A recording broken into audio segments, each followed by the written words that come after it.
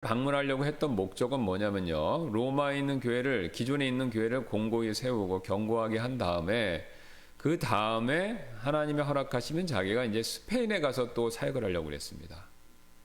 이제 바울의 로마서에 이제 그게 다 나옵니다. 지금 시간이 없어 찾아보진 않겠지만, 그래서 스페인 사역을 위해서 이제 여기 아시는 것처럼 이탈리아 반도가 있고 옆에가 이렇게 스페인이잖아요. 그러니까 여기서 배로 가면 금방입니다. 예, 배로 가면 금방이에요. 그러니까 로마에서 스페인으로 뭐 그 당시 제국의 수도이니까 거기에 있는 스페인에 있는 그 로마의 속주 도시들에 가는 거는 뭐 배편도 많고 굉장히 가기가 쉬웠던 거죠. 그래서 안티옥을 중심으로 소아시아, 안디옥 아시잖아요. 안디옥을 중심으로 소아시아 이쪽 터키 지역까지 복음 전진기지로 삼았던 전략을 바울이 똑같이 생각을 한 겁니다. 그래서 로마를 중심으로 스페인 지역에 복음화를 해야 되겠다 이렇게 마음을 먹은 거예요. 그래서 이제 그게 됐는지 안 됐는지는 설왕설래가 있습니다. 왜냐면 뭐 그 뒤로 바울에 대한 기록이 뚜렷한 게 없기 때문에. 그래서 어떤 분들은 이제 3번 정도 이제 감옥에 들었다 나갔다 하는 것으로 우리가 추정이 되는데, 바울이 중간에 이제 텀이 있어서 그때 한번 갔다 온 거 아니냐 이렇게 얘기하는 분도 있고, 예. 아니면 뭐 갔다 오지는 못하고 그냥 로마에서 순교당했다 이렇게 생각하는 분도 있습니다. 그래서 뭐 그 어느 쪽이든지 확실한 건 아닌데, 자 어쨌든 이제 바울이 그 로마에서 목회를 한 건 사실이에요. 예, 그 뒤로 감옥에 갇혀 있는 동안. 그래서 목회를 하고 자기가 이제 뭐 스페인으로 가든지 아니면 그 뒤에 이제 자기가 뭐 우리 디모데 서신서나 바울이 쓴 옥중 서신의 마지막 부분, 자기가 성령님의 감동하심을 통해서 자기가 느낍니다. 이제 자기가 떠나갈 때가 됐다고. 그래서 바울이 디모데 빌립보나 디모데 서신서 후서 그 쪽에서 보면은 이제 내가 달려갈 길을 마치고 이런 표현이 나오잖아요. 이제 자기가 순교당할 게 임박했다라는 걸 느꼈습니다. 그래서 그때쯤 됐을 때 이제 마가를 로마로 부른 정황이 나옵니다.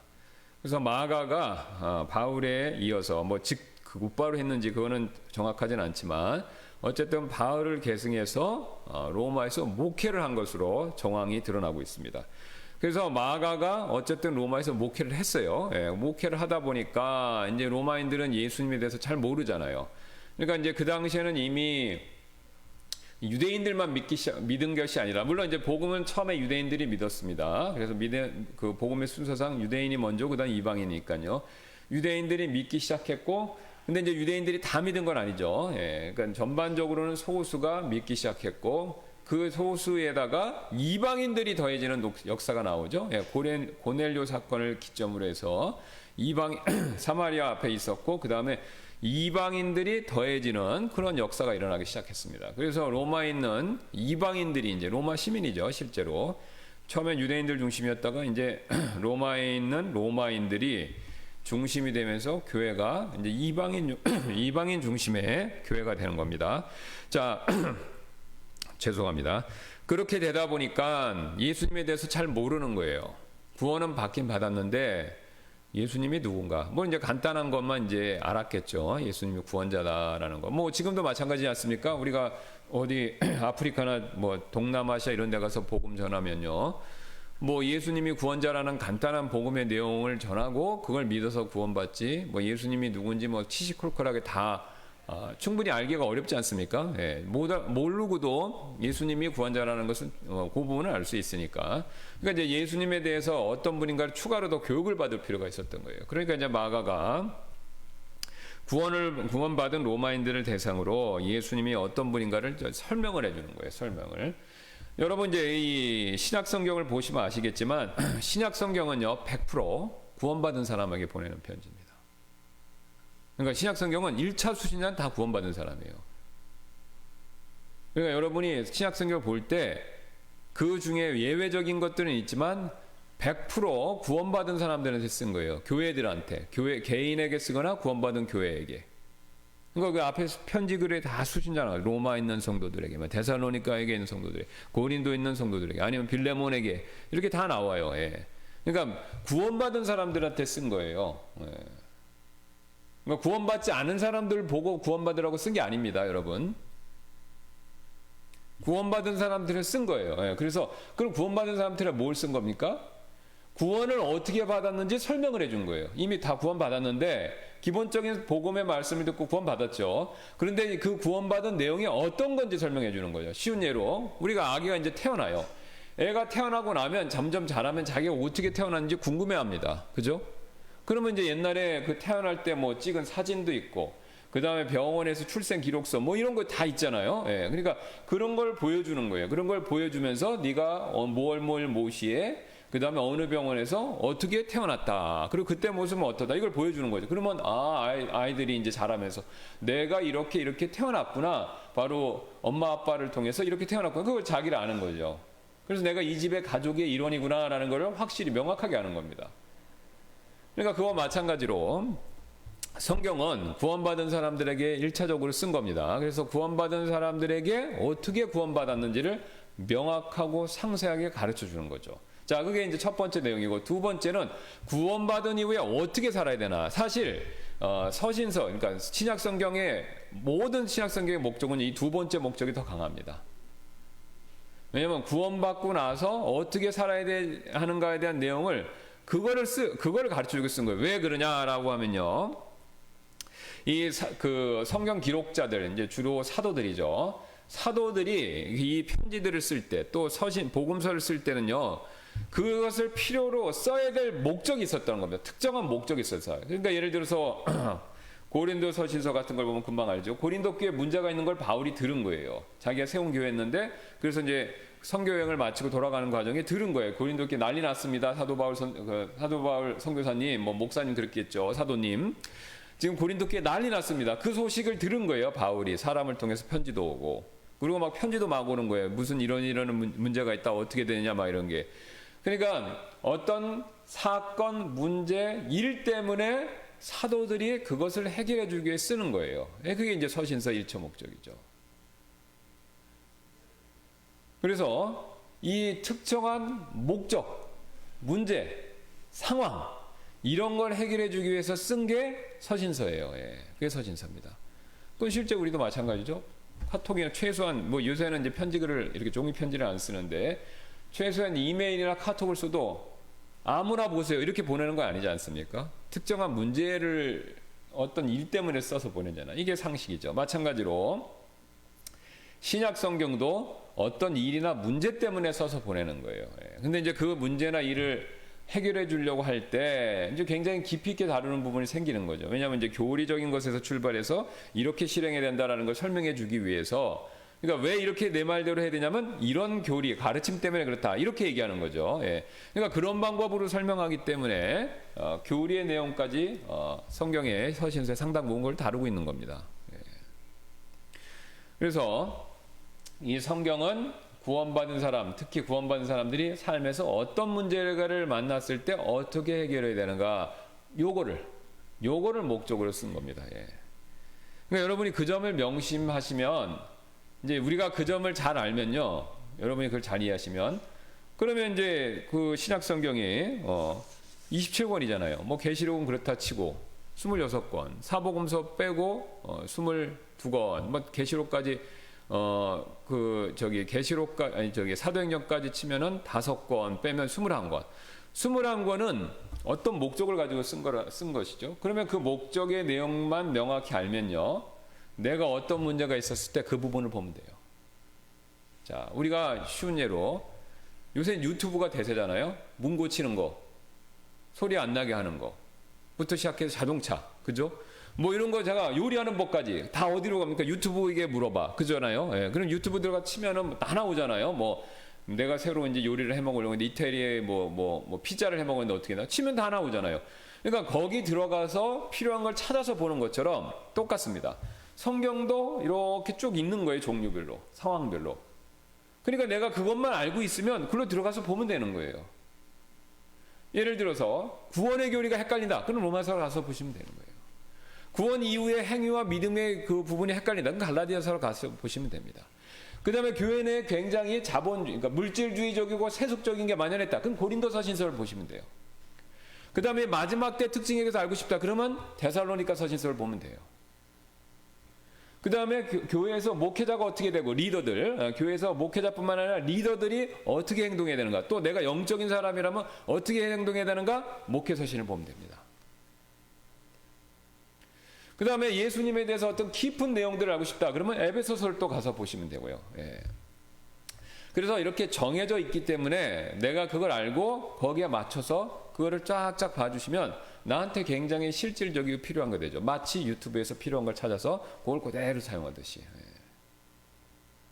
여러분들이 이제 그런 걸 이해하고 계시면 성경을 볼 때 훨씬 도움이 됩니다. 예.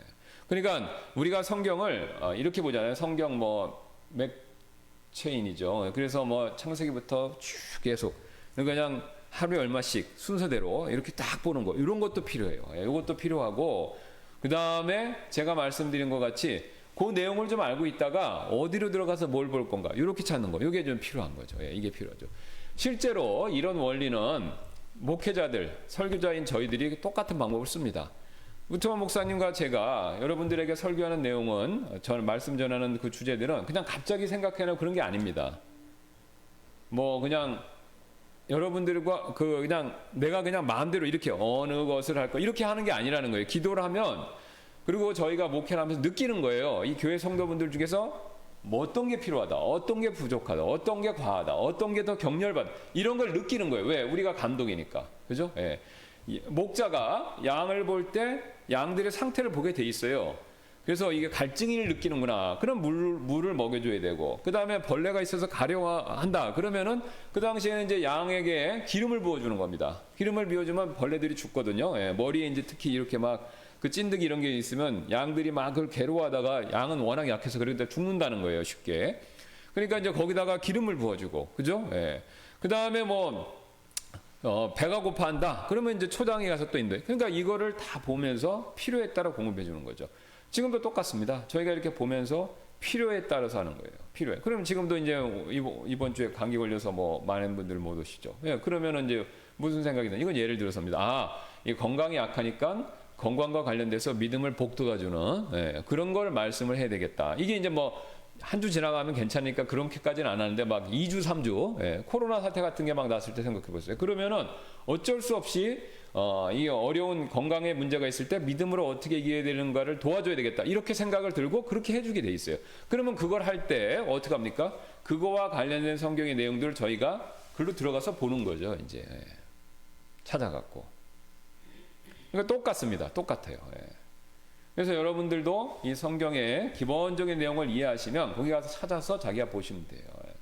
그러니까 예를 들어서 이제 시편 같은 것이 그런 면에서 굉장히 좋죠. 시편은 우리의 시니까 감정과 관련된 내용들이 굉장히 많습니다. 상황별로. 그러니까 여러분들이 그걸 쭉 보고 계시다가 내가 어떤 문제가 있다. 특히 이제 내 정서상의 문제가 있을 때 그런 이제 시편의 어느 내용들을 찾아서 딱 보면 되죠. 그러니까 예를 들어서 다윗이 우리와 아내 바세바를 범하고 기록한 시편들 있잖아요. 그런 데 들어가서 보면은 내 죄에 대한 문제를 똑같이 이제 회개하는 마음으로 가질 수 있는 거고. 또 우리가 잘 아는 시편 23편, 예, 그런 말씀을 보면 사망의 음침한 골짜기, 그리고 그걸 내가 어려운 인생이 어려운 문제가 있고 주님이 나와 함께 하시는 것에 대한 의심이 든다. 회의감이 든다. 그러면 이제 그 말씀들을 보면서 내 자신에 대해서 다시 한번 되돌아보는 거죠. 그러니까 이런 방법을 쓰시면은 여러분이 셀프로, 여러분이 자신의 신앙생활을 더 잘 챙기실 수 있는 겁니다. 그러니까 원리상 동일하다 이거예요. 여러분이 하든지 저희가 목회자들이 하든지 사도들이 처음에 성경 말씀을 썼든지 원리는 일관되게 동일하다라는 걸 제가 말씀드리는 겁니다. 자, 그러니까 이제 그걸 알고 다시 마가복음으로 가서 보시면, 그러니까 이제 마가는 무슨 생각을 드는 거야? 로마인인데 이 사람들 보니까 굉장히 잘난 거예요. 그죠? 예, 교만한 거죠. 예. 구원받았지만 구원받았다고 사람의 생각이 획 바뀌는 건 아니지 않습니까? 옛날 습성이 있으니까. 예. 그러니까 그 로마에서 최고의 프라이드를 갖고 있고, 그 다음에 신분제를 유지하고, 또 어떤 면에서 로마 사람들 굉장히 잔인하지 않습니까? 그 당시에 다 대부분 잔인했지만, 그런 사람들에게 마가가 뭘 느꼈겠습니까? 이 사람들은 좀 겸손해야 되겠다. 섬기는 걸 가르쳐줘야 되겠다. 그걸 느낀 거죠. 그래서 예수님에 대해서 소개할 때 예수님이 종이셨다라는 부분을 강조해서 그 부분을 굉장히 자세하게 강조하면서 쓴 게 마가복음이다.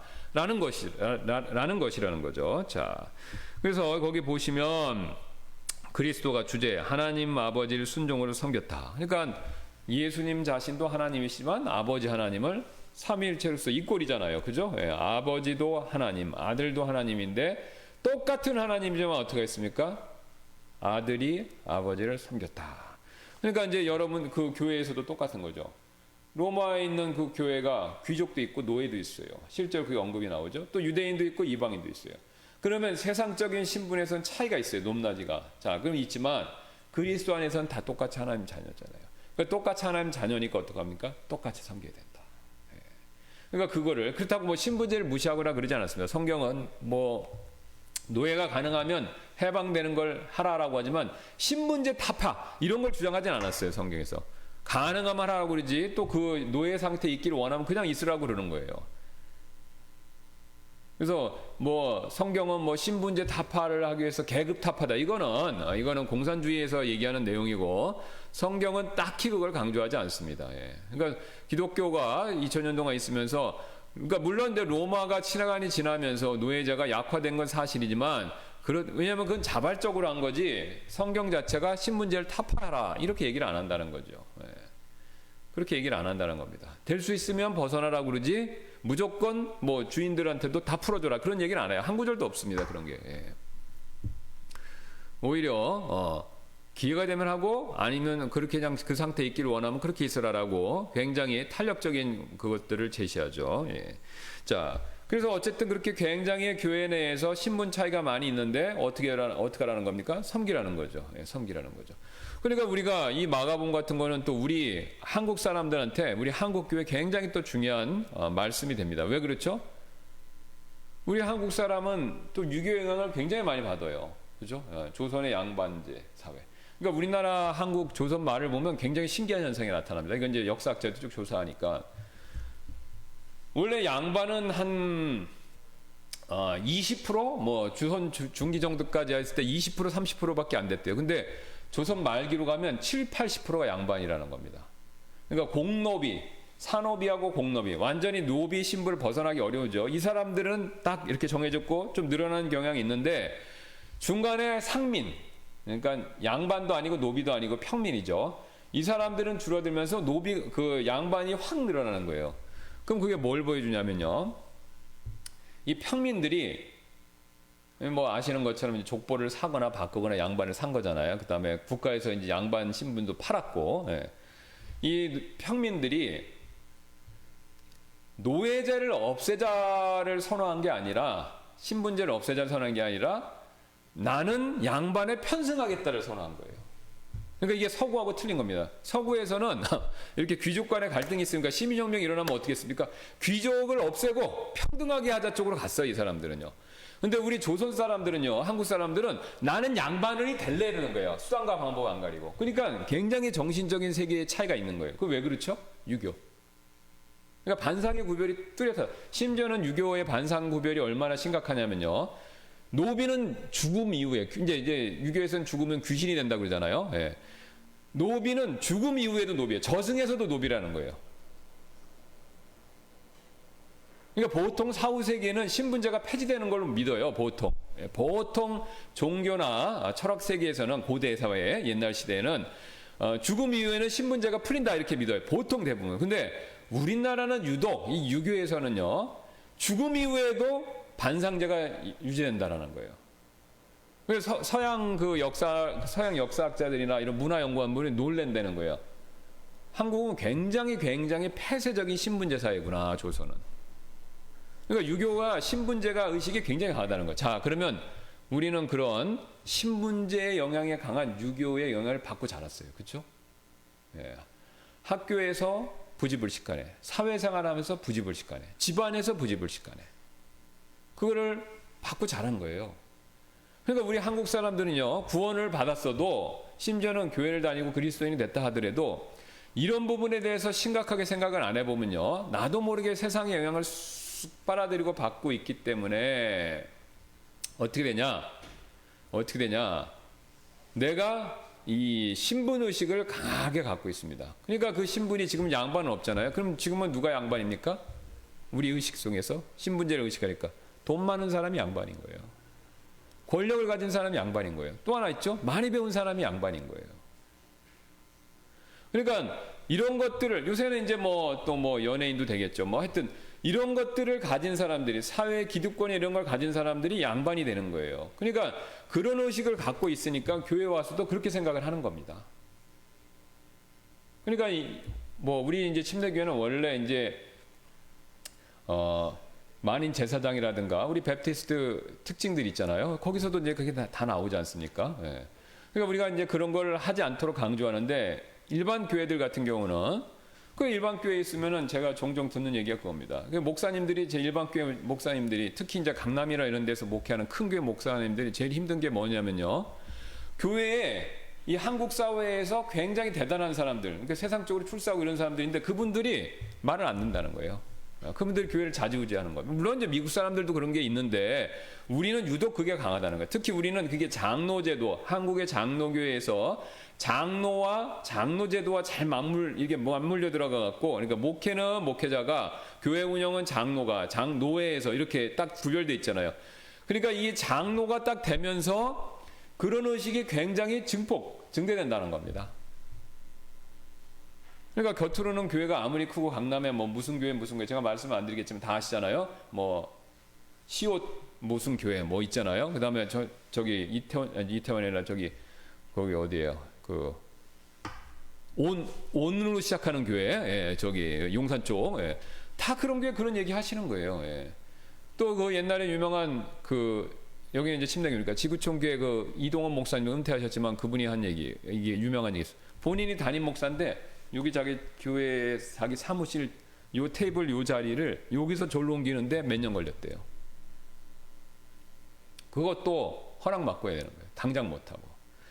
그러면 왜 이런 현상이 일어나는가 했었을 때 왜 우리는 그런 게 강하고 우리는 그런 게 이상하지 않은 거예요. 또 물론 그거에서 따른 문제들에 대한 피해의식은 있어요. 그런 걸 느끼죠. 벌써 제가 이런 얘기하면 공감하세요. 예, 그거는 좀 심하다. 그러면서도 왜 이런 게 생기는가에 대해서는 생각을 잘 못 해보는 겁니다. 자, 왜 그러냐? 우리의 이 안에, 체계 안에, 사상, 생각하는 거 안에 체계화된 거예요, 이게. 그러니까 우리가 이 생각을 바꿔야 되는 거예요. 2000년 전에 마가가 로마 성도를 보고 느꼈던 거랑 똑같은 거를 우리도 그걸 하고 있는 거예요, 지금. 근데 우리는 마가만큼 그걸 못 보는 거예요. 그러니까 당연한 걸로 만든. 그러니까 장로교는 그리고 완전 시스템으로 만들어서 그렇게 만든 거예요. 그렇게 돌아가게 만든 거죠. 자, 그렇게 되면 교회가 어려워집니다. 영적으로 굉장히 쇠약해지는 거예요.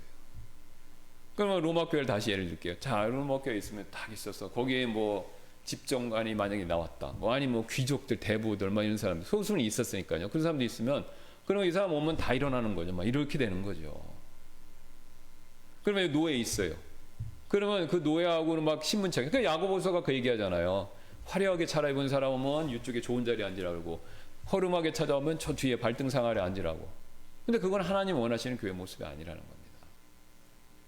근데 유독 우리는 그런 말씀이 잘 안 들어오는 거예요. 성경을 읽어도 그건 그냥 스킵. 그죠? 네. 그냥 그런 게 잘 안 보이는 거예요. 왜? 체계화된 거예요. 체계화. 그러니까 교회 국회의원 온다. 그러면 전부 일어나는 거죠. 판사가 온다. 전부 일어나는 거예요. 그죠? 네. 무슨 뭐 CEO다. 네? 그러면은 뭐 전부 막 굽신굽신 하는 겁니다. 네. 물론 그분들의 그런 자리와 권위, 이것도 하나님 주신 거니까 그걸 무시하거나 우리 이제 그 정치적으로 좌파 세력들이 얘기하는 것 그걸 타도해야 된다. 이런 걸 얘기하는 게 아닙니다. 예. 그것도 다 하나님 주셨는데 교회 안에서 그런 것들이 우선시돼서는 안 된다는 거예요. 우선시되는 게. 왜요? 다 똑같이 구원받았잖아요. 그죠? 외모를 따라 하나님 취하시는 게 아니니까. 돈 보고 구원해 준 겁니까? 정치 권력을 가졌기 때문에 하나님 구원해 주신 거 아니죠. 예. 다 똑같이 죄인이죠. 그러니까 죄인이지만 그리스도의 은혜로 구원받았으니까 하나님 또 똑같이 자녀가 됐으니까. 그러니까 하나님 자녀가 됐으니까 우리는 신분상은 똑같은 거예요. 그러니까 똑같은데 하는 역할만 틀리는 거예요. 그죠? 네. 그러니까 뭐 돈이 많으면 물질로 더 섬기는 거고, 돈이 나는 없어요. 가난해. 그러면 또 봉사로 섬기는 거. 자, 근데 섬기는데 부자는 돈 내니까 이렇게 하면 안 된다는 거죠. 예. 겸손하게 똑같이 자기도. 그러니까 물질을 드릴 때 이렇게 바리새인들 예수님이 얘기하신 것처럼 막 그 성전은 그 부자함에다가 막 은을 막 소리 나는 은을 넣어서 드르르르 부르게 하고 나팔 불고 이렇게 해서는 안 된다는 거죠. 왼손이 한 것은 오른손이 모르게 겸손하게 해야 된다는 거예요. 겸손하게. 그게 하나님이 인정해 주시는 거라는 거죠. 그럼 여러분 만약에 그런 교회가 있고 거기 안에 이제 세상적으로 부유하고 권력 있는 사람들이 그런 모습을 보여요. 그러면 그 교회 부흥합니다. 왜 부흥할까요? 사람들이 그런 모습을 보고 좋아하는 거예요. 무슨 타는 냄새가 나는 것 같은데 한번 전기 옷 쇼트닝이 좀 오는 것 같긴 합니다. 한번